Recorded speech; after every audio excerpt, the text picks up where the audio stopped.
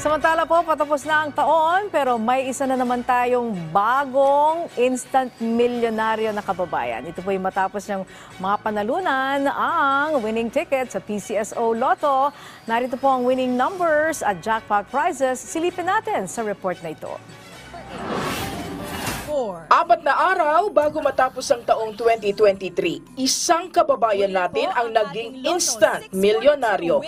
Ito ay matapos matamaan ang winning numbers ng Lotto 642 kagabi na 18, 34, 1, 11, 28 at 4. May jackpot prize ito na mahigit 43,800,000 pesos. Wala naman nakasungkit ng higit 20 million pesos na jackpot prize ng Super Lotto 649 na may winning numbers na 6, 19, 7, 40, 43, 25.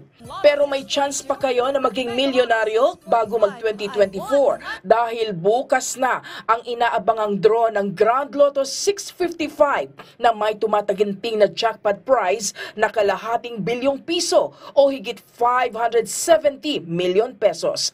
Kaya't ano pa ang hinihintay nyo? Tumaya na sa PCSO Lotto dahil nakatulong na kayo, abay may chance pa kayong maging milyonaryo.